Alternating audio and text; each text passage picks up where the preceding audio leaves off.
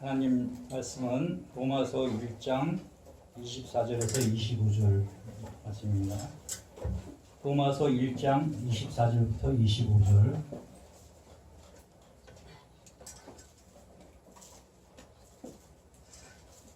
로마서 1장 24절에서 25절 다 같이 합독하시겠습니다. 그러므로 하나님께서 그들을 마음의 정욕대로 더러움에 내버려 두사 그들의 몸을 서로 욕되게 하게 하셨으니 이는 그들이 하나님의 진리를 거짓 것으로 바꾸어 피조물을 정을주보다 더 경배하고 섬김이라. 주는 곧 영원히 찬송할 이시로다. 아멘. 할렐루야. 하나님께 감사와 영광 돌려드립니다. 다리가 다친 다음에 부기가 일주일 동안 빠지지 않았어요. 나이 든 사람들의 조언도 참 지혜가 있는데, 병원에 가서 의사에게 보여줘도 그냥 아무 말 안 하더라고요. 그래서 이제 엑스레이를 찍으러 내려갔는데, 엑스레이 기사가 나이 지긋하신 분이 한 분 계셨고 젊은 기사가 이렇게 두 사람이 있었어요. 그래서 이제 지시를 따라서 올라가서 이렇게 엑스레이를 찍는데, 나이 지긋하신 기사가 딱 보더니 아이고 다리가 많이 부었네요. 좀 다리를 좀 높이 올려 주셔야 되겠네요. 그렇게 한마디 하더라고요. 그래서 처음에는 그 말을 그냥 그렇게 이게 잘 심각하게 받아들이지 않았습니다. 의사도 보고도 아무 말 안 했는데 그러면서 이렇게 심각하게 받아들이지 않았어요. 근데 집에 와서 가만히 생각해 보니까 정말 좀 그 말들을 한번 해봐야 되겠다 그렇게 생각을 했어요. 그래서 잠자다가 깬 김에 이 다리를 쿠션에다 올려놓고 한 4시간 정도 이렇게 잠을 잔 것 같은데 일어나서 보니까 정말 부기가 감쪽같이 빠져있는 것이에요. 정말 나이 드신 분의 지혜도 참 귀하다 생각이 되어졌었습니다. 여러분, 우리가 참 하나님 안에서 이렇게 지혜를 얻고 지나가는 말이라 할지라도 귀담아 듣는다는 것이 우리에게 얼마나 참 지혜로운 행동이며 우리에게 복된 이야기입니까? 자, 하나님께서는 이렇게 듣지 않는 자들을 향하여서 진노하신다고 하셨어요. 다른 성경들 보면은 사도 바울이 성도들을 향하여서 이렇게 좋게 좋은 말로 시작하는데, 이 로마서를 보면은 아주 진지하게 하나님의 진노가 임하나니 그러면서 이렇게 하나님의 진노에 대하여 선포하는 이런 말씀들이 나옵니다.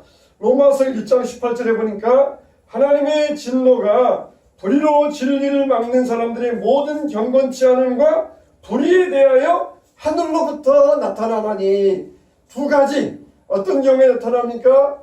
불경건한 자들 또 불의를 행하는 자들, 이런 두 가지 경우에 하나님의 진노가 나타난다는 거예요. 불경건한 자들은 마음의 상태, 그 마음의 태도를 이야기합니다. 불의를 행하는 자들은 행동을 이야기합니다. 그러니까 하나님은 우리의 마음을 보시고 우리의 행동을 보신다는 것이에요. 세상 사람들은 어떤 그 행동의 결과만 보잖아요. 내가 저 사람을 아주 미워해요. 근데 한 대 때리기 전에는 그게 죄가 성립이 안 됩니다. 그러나 하나님께서는 그 마음의 상태를 보신다는 거예요. 내가 형제를 미워하느냐, 이미 살인하였느니라. 여자를 보고 음욕을 품었느냐, 이미 간음하였느니라. 하나님은 이렇게 불경건한 자들, 그 마음의 죄악을 품고 있는 그 마음의 상태에 대해서도 진노하시고, 그들이 행하는 그 죄의 결과, 행동의 결과에 대해서도 하나님은 진노하신다는 것이. 그냥 내가 생각만 했는데요. 생각만 했는데 무슨 죄입니까? 그렇게 사람들은 항변하잖아요. 근데 하나님은 죄다. 너희들의 그 불경건한 죄, 하나님에 대하여서 이렇게 마음의 상태, 이게 너희들이 죄가 된다. 죄라고 하나님께서 분명히 진노하시고 꾸짖으시는 거예요. 그러면 하나님이 진노하실 때는 어떻게 진노하십니까? 하나님이 진노하신다 그러면은 막 그냥 벼락을 때린다든지, 하나님께서 막 지진을 일으키신다든지, 하나님이 막 불을 내리신다든지, 그게 하나님의 진노라고 생각되어지는데, 하나님의 진노는 의입니다. 어떻게 나타납니까? 내버려 두사. 내버려 두신다는 거예요. 하나님의 진노가 막 벼락치기로 나타나는 것이 아니라 내버려 두는 것으로 나타난다는 것입니다. 세 가지 내버려 두는 것이 나오는데 정욕대로 더러움에 내버려 두사, 부끄러운 욕심에 내버려 두사, 또 상실한 마음대로 내버려 두사, 이 세 가지 내버려 두시는 게 나와요. 첫째 1장 24절 보니까 그러므로 하나님께서 그들을 마음의 정욕대로 더러움에 내버려 두사 그랬어요. 따라서 합시다. 마음의 정욕대로 더러움에 내버려 두사. 이건 뭘 이야기하느냐? 우리가 이 정욕이라는 것은 긍정적인 의미가 있고 부정적인 의미가 있습니다. 우리 마음에 막 열정적인 소원이 있잖아요. 내가 막 기도해야 되겠다. 내가 전도해야 되겠다. 내가 그리고 말씀을 읽어야 되겠다.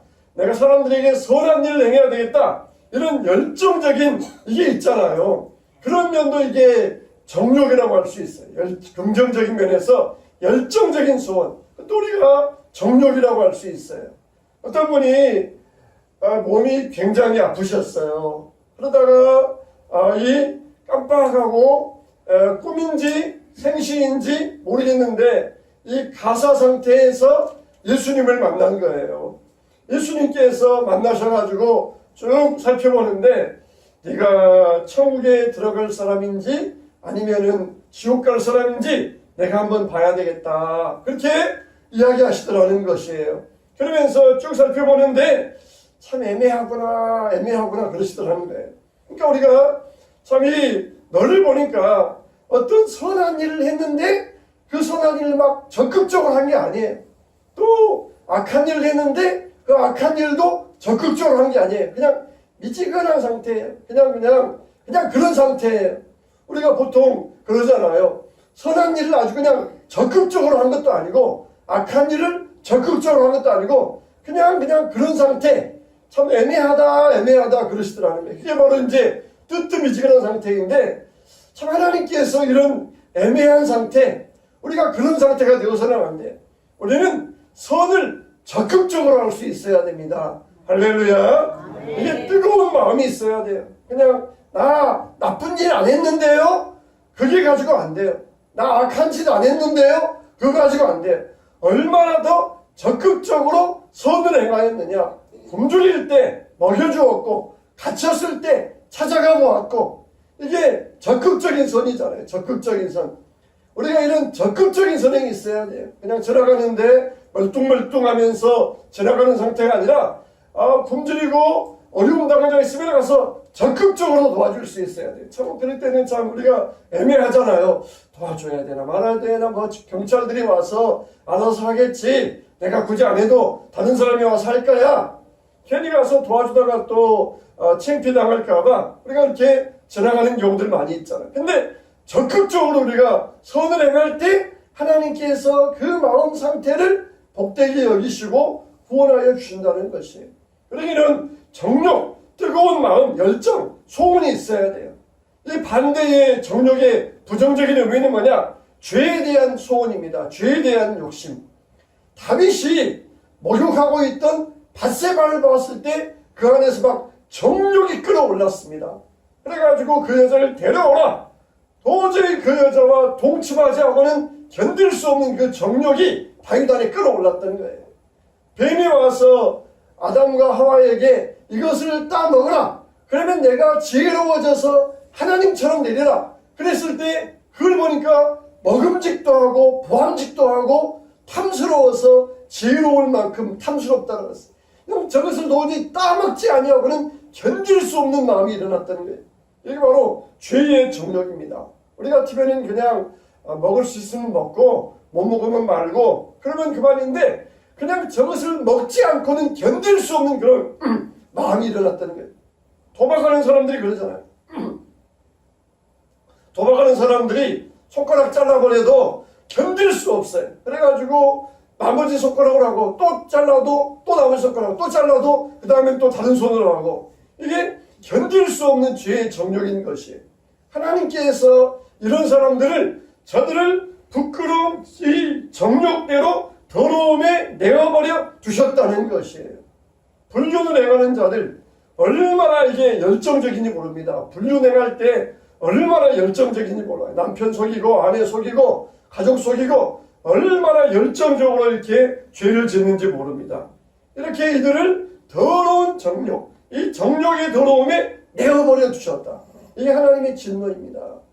우리는 정말 죄를 지을 때 얼마나 양심에 가책받습니까? 그리고 하나님 앞에 와서 회개하잖아요. 근데 이런 사람들은 양심이 확인 맞아가지고 죄인 줄도 모르고 부끄럽게 반복적인 죄를 지으면서도 그게 잘못된 일인 줄도 깨닫지 못하는, 이런 대로 하나님이 이들을 정욕대로 내어버려 두신다는 거예요. 두 번째 내어버려 주신 건 뭡니까? 1장 26절인데 이 때문에 하나님께서 그들을 부끄러운 욕심에 내버려 두셨으니, 따라서 합시다. 부끄러운 욕심에 내버려 두셨으니. 여기에서 말하는 부끄러운 욕심이란 뭐냐면은 이 사랑이 없는 성관계를 이야기해요. 사랑이 없는, 애정이 없는 성관계. 하나님께서는 부부지간에 서로 애정 안에서 서로 동침하면서 관계 맺도록 우리를 만들어 주셨어요. 근데 저들을 부끄러운 욕심에 내버려 두사 애정 없는 이런 관계 속에 그들을 육체적인 충동만으로 살아가도록 내버려 두셨다는 거예요. 짐승들은 그냥 본능에 따라 삽니다. 본능에 따라 살아요. 우리 인간들은 이성에 따라 살아가야 됩니다. 지식과 신앙에 따라 살아가야 됩니다. 짐승들은 그냥 부끄러운 줄도 알지 못해요. 하나님께서 저들을 부끄러운 욕심에 내버려 두사 저들의 이 부끄러운 욕심에 저들을 내버려 두셔가지고 그런 일들을 행하도록 그냥 육체적인 충동적으로만 살아가도록 그들을 내버려 두셨다는 것이에요. 여러분, 우리는 육신적인 충동으로만 따라가면 안 됩니다. 이성적인 사람이 돼야 되고, 그리고 우리는 뛰어넘어서 신앙적인 사람이 돼야 돼요. 이게 정말 이성적으로 옳은가 그른가, 신앙적으로 이게 바른가 틀렸는가, 우리가 깨달을 수 있어야 돼요. 근데 저들은 이런 부끄러운 욕심, 그냥 육신적으로 육체적인 충동적으로만 살아가도록 내버려 두셨다는 것이에요. 여러분들은 이런 육신적인 충동에 이끌려 살아가면 안 됩니다. 그냥 육신적으로 살면은 실컷 자고 실컷 먹고 실컷 쉬고, 그게 육신적인 충동이에요. 우리는 육신을 이기고 새벽을 깨워야 되고 금식하면서 기도할 때 이게 우리가 부끄러운 욕심에 떨어지지 아니하는 것이에요. 새벽을 깨우시고 우리가 주 안에서 더욱더 우리 육신을 극복하고 육신의 정욕을 제어해 나가시길 주님의 이름으로 축원합니다. 세 번째 내버려 두신 건 뭐냐? 1장 28절인데 또한 그들이 마음에 하나님 두기를 싫어하며 하나님께서 그들을 그 상실한 마음대로 내버려 두사. 어떻게 내버려 두셨다고요? 따라서 합시다. 상실한 마음대로 내버려 두사. 이 상실한 마음대로, 이 말은 뭐냐? 저들을 분별력이 없게 만들어 주셨다는 거예요. 선택해야 돼요. 그런데 분별력이 없어져가니까 꼭 나쁜 걸 선택합니다. 좋은 거 나쁜 거 이게 50대 50이잖아요. 반반이잖아요. 그러면은 두 번 중에 한 번은 맞아야 되는데 이건 매번 틀리는 거예요. 매번 나쁜 쪽만 선택하는 거예요. 반반이니까 50대 50이니까 1대1로 한 번은 좋은 것, 한 번은 나쁜 것 해야 되는데 매번마다 나쁜 걸 선택하는 거예요. 이게 저들을 상실한 마음대로 내어버려 주셨다는 것입니다. 그러니까 어떻게 됩니까? 인간성이 파괴돼요. 인간의 본성이 파괴되어 가지고 이게 해야 될 일인지 하지 말아야 될 일인지 이런 거에 대한 분별력이 없어졌어요. 호주에서 어느 젊은 부부가 아기를 데리고 해변가에서 소풍을 즐기고 있었어요. 햇빛도 쏟아지고 날씨도 좋고 해변가에서 기분 좋게 이렇게 젊은 부부가 지인들과 함께 피크닉을 즐기고 있는데 난데없이 한 남자가 나타났어요. 그래가지고 6개월 된 아이 위에다가 뜨거운 커피를 얼굴에다가 쏟아버린 거예요. 아이의 얼굴에 화상이 있고 아이가 자지러진 거예요. 도대체 왜 그러느냐? 그 부부에 대해서 아느냐? 몰라요. 일면식도 없어요. 그냥 그냥 그랬다는 거예요. 부부는 자책을 합니다. 내가 이 아이를 지켜주지 못해서, 내가 이 아이를 잘못 보호해서 부부가 자책을 하고 있어요. 도대체 그런 분별력이 어디 있습니까? 아무도 모르는 아이에게 이걸 해야 될 것인지 말아야 될 것인지. 촉법소년이라 그래서 나쁜 줄 알면서도 나는 교도소 안 가니까 그러면서 나쁜 짓을 저지르는 청소년들이 있다는 것입니다. 한 번은 예수님께서 마귀 들린 자를 만나셨어요. 이 마귀 들린 자가 막 소리를 지르면서 예수님에게 발악을 합니다. 나사렛 예수여, 내가 당신과 무슨 상관이 있나이까? 우리를 멸하려 왔나이까? 나는 당신이 누구인 줄 아노니 하나님의 거룩한 자니이다. 이러면서 막 소리를 지르면서 발악을 지르는 거예요. 이거 뭔 말입니까? 우리 좀 내버려 두세요. 내버려 두세요. 뭐하러 여기까지 오셔가지고 우리 일에 상관하십니까? 이게 지금 마귀의 발악이에요. 아직 우리 때가 이르지 않지 않았습니까? 마지막 심판 때가 되면 다 악귀들을 가두어서 무적행에 집어넣을 터인데 아직 그럴 때도 아닌데 왜 벌써 오셔가지고 우리 일에 상관하십니까? 이게 바로 마귀의 발악이에요. 마치 사춘기 된 이 자녀들이 나 좀 내버려 두세요. 그렇게 부모에게 소리 지르는 것과 마찬가지입니다. 부모도 화가 나면은 알았어. 내가 더 이상 너희 일에 상관하지 않겠다. 그렇게 부모가 소리 지를 때도 있지만은 그러나 부모를 자녀를 내버려 둘 부모가 어디 있겠습니까? 그냥 잠시 화가 나서 너 알아서 해. 아무 상관 안 한다. 말은 하지만 내버려 둘 부모가 어디 있겠습니까? 새벽까지 돌아다니는 부모들, 이 청소년들은 그렇게 상관해줄 부모가 없으니까 그냥 아무 장애도 없이 마음껏 돌아다니는 것이에요. 여러분, 하나님은 절대로 우리를 내버려 두시지 아니하십니다. 우리가 이런 세상 가운데서 어떻게 살아가야 되겠습니까? 1장 26절에 보니까 내가 복음을 부끄러워하지 아니하노니 이 복음은 모든 믿는 자에게 구원을 주시는 하나님의 능력이 됨이라 그랬어요. 복음을 내가 자랑스럽게 여기겠다는 것입니다. 왜 그렇습니까? 하나님의 복음이 능력이기 때문이에요. 복음에는 하나님의 의가 나타나서 믿음으로 믿음에 이르게 하나니 기록된 바 오직 의인은 믿음으로 말미암아 살리라 함과 같으니라 그랬어요. 의인은 믿음으로 살리라. 할렐루야. 믿음으로 사시기 바랍니다. 할렐루야. 주님 앞에 나올 때도 믿음으로 나오시고 기도할 때도 믿음으로 기도하시고 세상에서 살아갈 때도 믿음으로 살아가시고 오직 의인은 믿음으로 사는 거예요. 믿음으로 사는 거예요. 우리가 모든 삶에 있어서 믿음의 삶을 살아가야 됩니다. 교회에 와서만 믿음이 필요한 게 아니에요. 세상에 살아갈 때에도 친구 만날 때에도 사람 만날 때에도 바이어 만날 때에도 그리고 사업 관계자 만날 때에도 다 우리가 믿음이 필요한 거예요. 다 믿음으로 살아갈 수 있어야 됩니다. 내가 이 복음을 자랑하노니 이 복음, 그래서 우리를 내버려 두시는 이 복음의 능력으로 말미암아 이 내버려 두시는 악순환의 고리를 끊어버리는 거예요.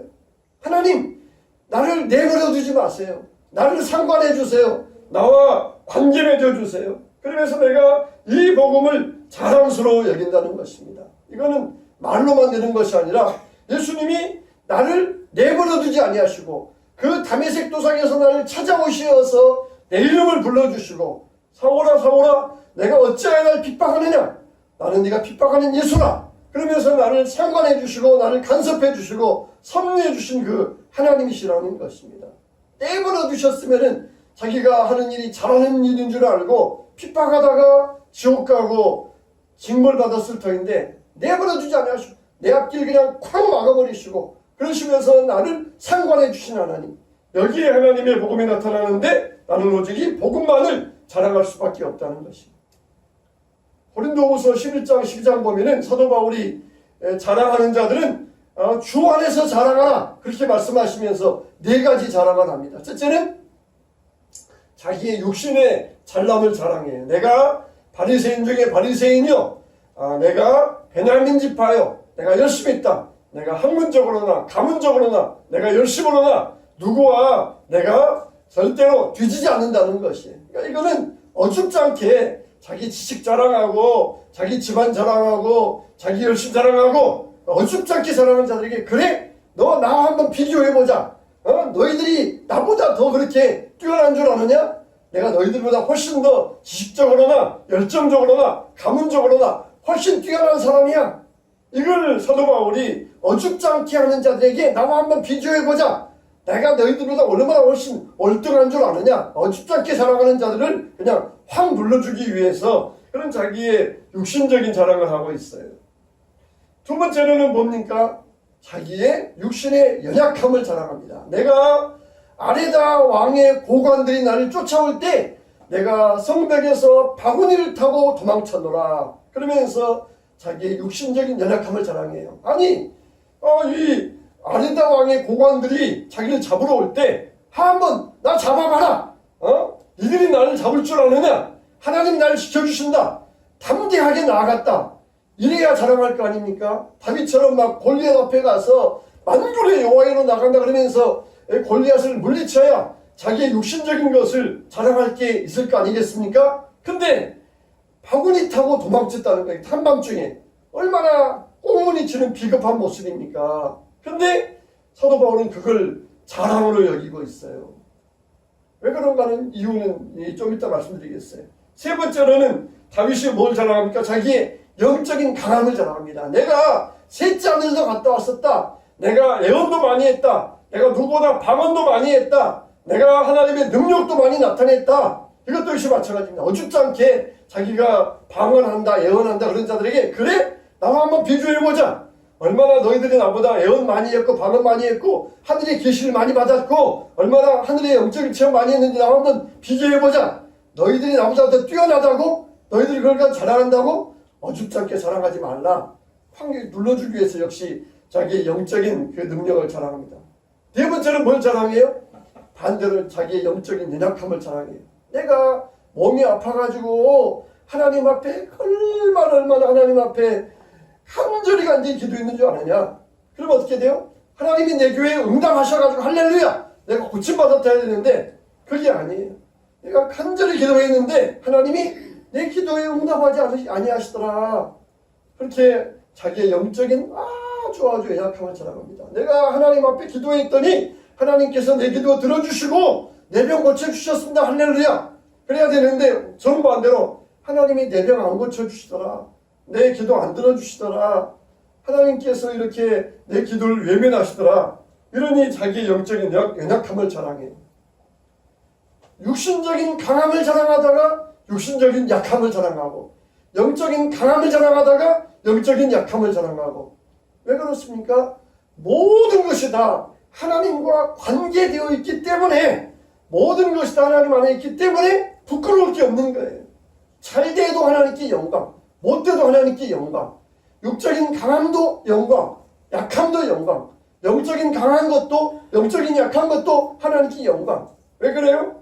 모든 게 하나님과 연관되어 있고 관계되어 있으니까 부끄러울 게 없는 것이에요.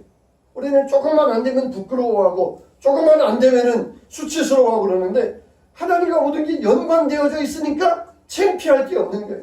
부끄러울 게 없는 거예요. 그래서 얼마나 감사하고 우리가 자랑할 일입니까?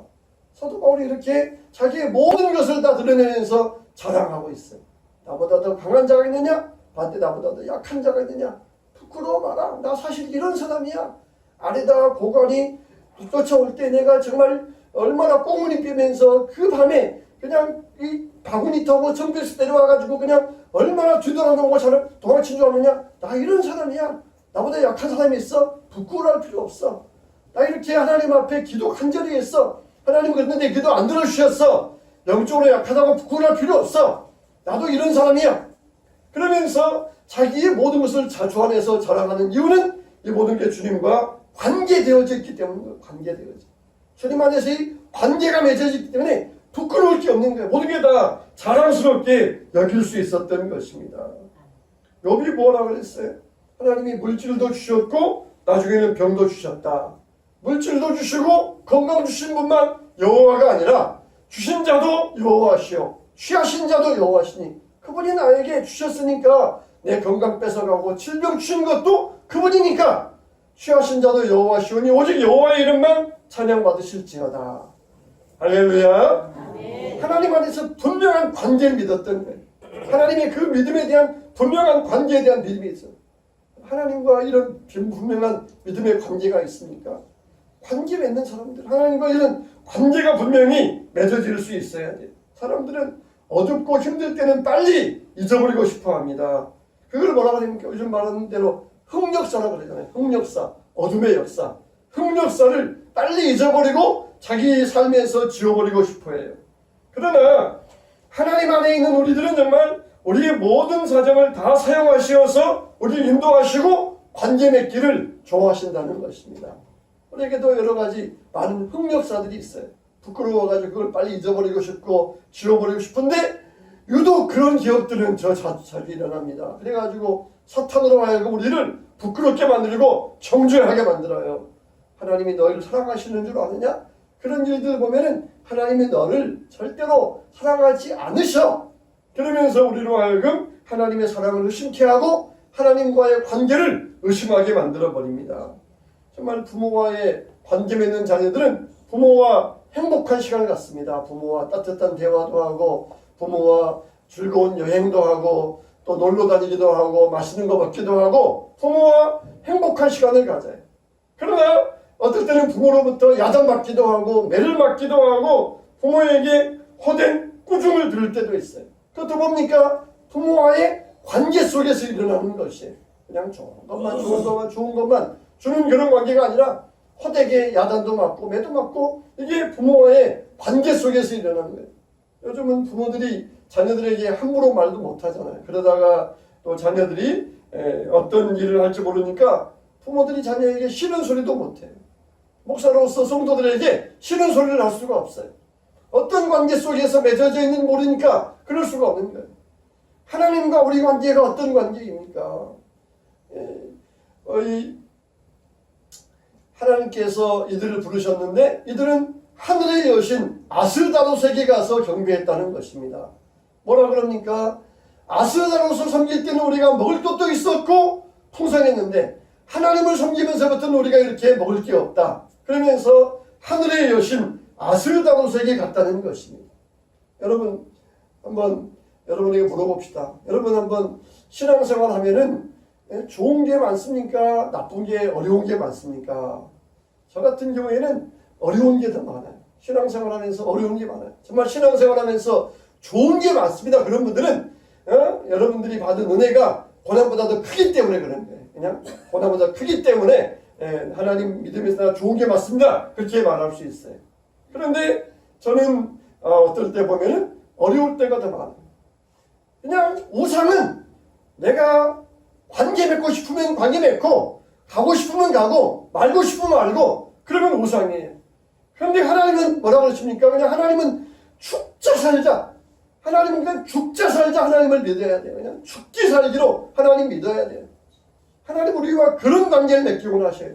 우상처럼 원하면 하고 말고 싶으면 말고 하늘의 신 아스다롯 섬길 때는 우리가 편하고 좋았는데 하나님 섬기면서 우리가 참 공고하다, 공핍하다 그렇게 이야기하였던 것이에요. 그러니까 어떻게 합니까? 하늘의 여신 아스다롯을 섬길 때가 좋았다는 거예요. 애굽에 있을 때가 좋았다는 것이에요. 하나님 섬길 때는 그냥 죽자 사자로 섬기는 게 하나님이 원하시는 것인데 그러니까 이 하나님 섬기고서부터는 우리 삶이 더 힘들어졌다. 그렇게 이야기를 하고 있는 것이에요. 정말 여러분 우리가 내 마음대로 하고 싶고 그냥 가고 싶으면 가고 만나고 싶으면 만나고 그런 관계가 좋은 관계이겠습니까? 그냥 죽기 살기로 죽자 살자로 그게 하나님 안에서 이게 믿음의 관계 맺음이에요. 하나님과의 관계 맺음 이게 하나님이 원하시는 믿음의 참된 관계가 되는 것입니다. 여러분 우리가 하나님께서 우리를 내버려 두셔라. 하나님 내버려 두세요. 나 좀 상관하지 마세요. 그런 관계는 하나님께서 우리를 향하여 진도하고 계신다는 것입니다. 우리를 버리지 아니하시고 우리와 함께 하시면서 우리를 찾아주시고 그게 바로 하나님과 관계 맺음입니다. 우리 모든 게 다 하나님과 관계 맺고 있으면 부끄러울 게 없습니다. 모든 게 다 자랑거리가 되는 것이에요. 잘 되는 것도 자랑거리, 안 될 때도 자랑거리, 풍성할 때도 자랑거리, 공핍할 때도 자랑거리. 주신 자도 여호와시오 취하신 자도 여호와시오니 모든 영광 주님께 돌려드립니다. 우리가 할 수 있어야 돼. 사랑하는 성도 여러분, 우리는 절대로 하나님이 우리를 절대로 내버려 두지 아니하십니다. 날마다 하나님과의 이 관계 속에서 살아가시길 바랍니다. 하나님과 나의 모든 삶을 항상 연관지어가면서 하나님과 관계를 유지하면서 살아가시기 바랍니다. 그게 우리에게 가장 복된 일이고 아름다운 일이고 행복한 삶이 되어질 것입니다. 오늘도 하나님과의 좋은 관계 속에서 믿음의 관계 속에서 하나님 앞에 하나님을 붙들게 되시기를 주님의 이름으로 축원합니다. 축원합니다.